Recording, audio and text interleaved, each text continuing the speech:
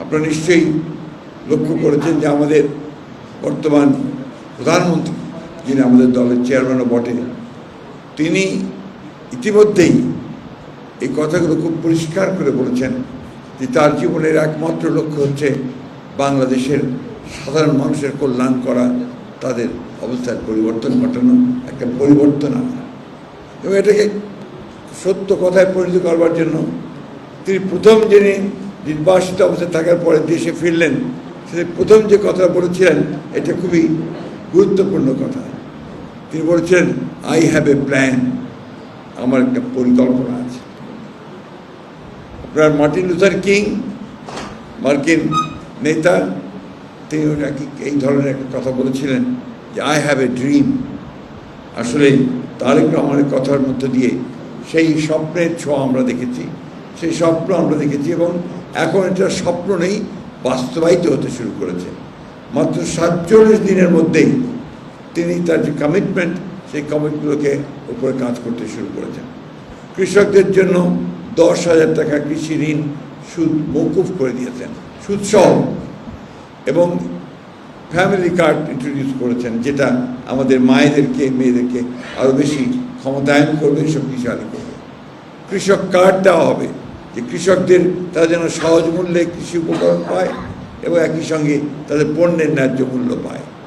তিনি ইতিমধ্যে শুনেছেন আপনারা, যারা বিভিন্ন ধর্মীয় প্রতিষ্ঠানে যারা নেতৃত্ব দেন তাদেরকে একটা সম্মানিত করার জন্য, একটা অর্থটা বড় কথা, অঙ্কটা বড় কথা নয়, কিন্তু প্রথমবারের মতো সরকারি স্বীকৃতি নিয়ে তাদেরকে এই সম্মানই দেওয়া হচ্ছে। এটা নিঃসন্দেহে আমি মনে করি এটা বড় কথা। খেলোয়াড়দের যারা খেলা করছে, এই খেলোয়াড়রা যেন খেলার দিকে আকৃষ্ট হয় এবং এটাকে যেন পেশা হিসেবে নিতে পারে যারা ভালো খেলে। এই জন্য তিনি কী করেছেন, এখন তিনি 500 খেলোয়াড়কে 1 লক্ষ টাকা করে মাসে তিনি ভাতা দেওয়ার সিদ্ধান্ত দিয়েছেন ও 129 জনকে দিয়েছেন। ইতিমধ্যে এই বিষয়গুলো তো বাংলাদেশের নতুন, এগুলো সম্পূর্ণ নতুন। এবং ইতিমধ্যে আমরা কালচারাল মিনিস্টারের সঙ্গে কথা হচ্ছিল, তিনি বলেছেন যে তাদেরকে ডেকে নিয়ে তিনি বলেছেন একেবারে গ্রাম পর্যায় থেকে তিনি কালচারাল অ্যাক্টিভিটিস দেখতে চান। তিনি স্কুলে কালচারাল অ্যাক্টিভিটিস দেখতে চান, তিনি স্কুলে সঙ্গীত প্রতিযোগিতা দেখতে চান, তিনি স্কুলে বিতর্ক প্রতিযোগিতা দেখতে চান, তিনি স্কুলে এক্সটেম্পোরারি স্পিচের প্রতিযোগিতা দেখতে চান। অর্থাৎ এখানে আপনারা হলি ক্রস স্কুল অথবা নটরডেম কলেজে যেভাবে ছেলেদেরকে গড়ে তোলেন, সেই কাছাকাছি যাওয়ার চেষ্টা করা হচ্ছে, সত্যিকার অর্থেই আমাদের ছেলেমেয়েদেরকে মানুষ করে গড়ে তুলবার। আমি জানি যে বাংলাদেশ আমাদের কোনো ধনী দেশ নয়, আমরা এটা সবাই জানি। এই ধনী দেশ আমরা হতেও চাই না, আমরা একটা মানবিক দেশ হতে চাই। অর্থাৎ সমস্ত মানুষ যখন আমরা এখানে পরস্পরকে ভালোবাসতে পারি, পরস্পরের সৌহার্দ্য সৃষ্টি করতে পারি, ভ্রাতৃত্ব সৃষ্টি করতে পারি এবং মানুষের মতো বেঁচে থাকার মতো একটা অবস্থা তৈরি করতে পারি। আজকে সেই জন্যই এই সংগ্রামটা আমাদের নতুন সংগ্রাম, এই লড়াইটা আমাদের নতুন লড়াই। এই লড়াইটা হচ্ছে আমাদেরকে মানুষ হিসেবে সত্যিকার অর্থেই সাম্য ও মানবিক মর্যাদা নিয়ে যেন আমরা বেঁচে থাকতে পারি। এই কথাগুলো বলার উদ্দেশ্য হচ্ছে যে আমি জানি না এটা বাঙালিদের চরিত্রের মধ্যে আছে কিনা, যে অযথা কিছু কিছু সময় নষ্ট, সমস্যা তৈরি করা, অযথা অহেতুক কিছু কিছু বিষয় নিয়ে আপনার সমস্যা তৈরি করা। আজকে একটা কথা আমি এই জন্য এখানে বলতে চাই। আপনারা নিশ্চয়ই জানেন যে জুলাই সনদ নামে একটি সনদ স্বাক্ষর করেছিলাম আমরা সমস্ত রাজনৈতিক দলগুলো। আমি এই বিষয়টা এখানে এই জন্য আনছি যে এটাকে কেন্দ্র করে আবার কিছু সংখ্যক ব্যক্তি, মানুষ বা দল যাই বলেন, তারা একটা গোলযোগ সৃষ্টি করার চেষ্টা করছে।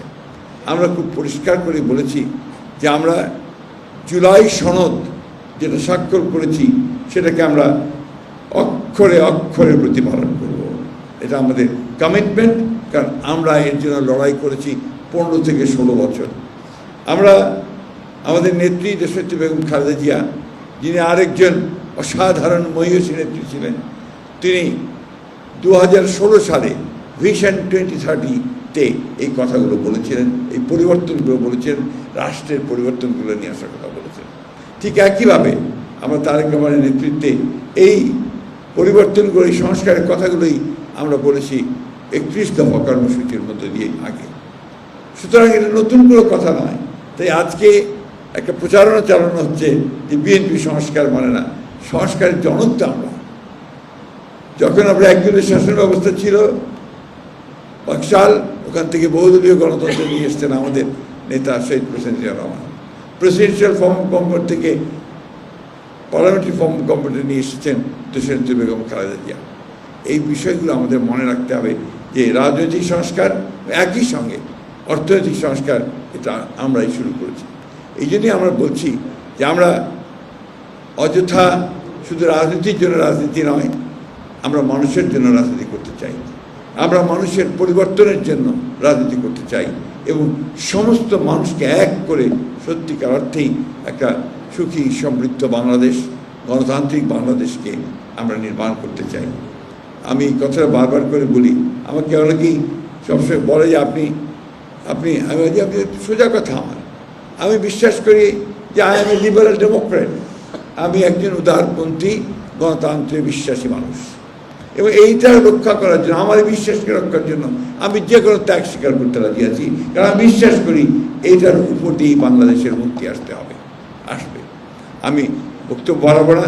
আজকের আপনাদের আনন্দের দিনে আমি রাজনীতির কথা বলে আপনাদেরকে কাউকে ভারাক্রান্ত করতে চাই না। আমি বিশ্বাস করি রাজনীতির জায়গায় থাকবে, মানুষ মানুষের জায়গায় থাকবে।